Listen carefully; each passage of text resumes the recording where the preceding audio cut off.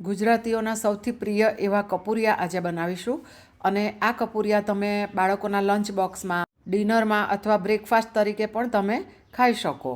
તો એને માટે એક ગાજર મીડિયમ સાઇઝનું અને અડધો કપ જેટલી દૂધી લીધી છે ચોપરમાં અને બારીક ચોપ કરી લઈશું અને બાજુ પર રાખીએ. ત્યારબાદ એક જાડા તળિયાવાળી કઢાઈમાં પાણી લઈશું. તો આ રીતે તમારે કટોરી કે કપ સેટ કરી દેવાનું.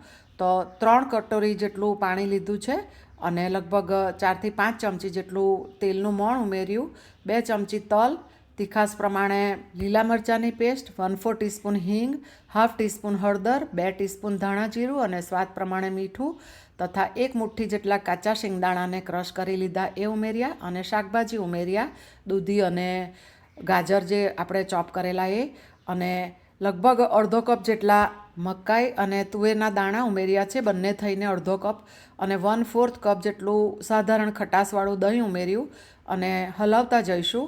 પાણી ઉકળવા માંડે એટલે આપણે 1.5 કટોરી કપૂરિયાનો લોટ લઈશું અને આ કપૂરિયાનો લોટ કેવી રીતે બને એની રેસીપીનો વિડીયો મેં આની સાથે એટેચ કરેલો છે. તો આ રીતે વેલણ વડે હલાવતા જઈશું અને મિક્સ કરતા જઈશું. લમ્સ ના રહે એ રીતે મિક્સ કરવાનું છે.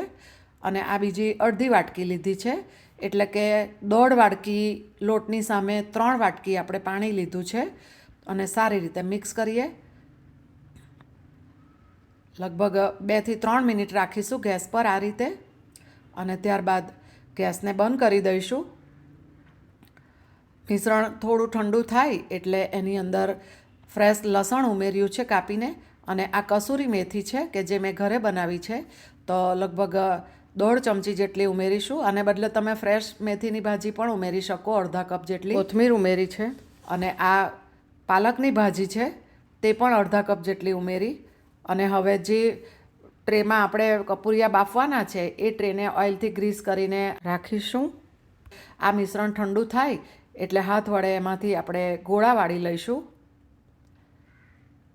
તમે મુઠિયાના શેપમાં પણ વાળી શકો અને આ રીતે ગોળ વાળીને અંદર નાનો હોલ કરીને પણ વાળી શકો. અને કપૂરિયાનું પ્રીમિક્સ કેવી રીતે બને એની રેસીપી પણ મેં ફૂલ ડિટેલમાં બતાવી છે. તો આ 2 થાળીમાં મેં કપૂરિયા વાળી લીધા છે. તો હવે ઢોકળિયામાં આપણે લગભગ મીડિયમ ફ્લેમ પર 15 મિનિટ માટે એને સ્ટીમ કરી લઈએ અને ત્યારબાદ આપણા કપૂરિયા તૈયાર થઈ ગયા છે.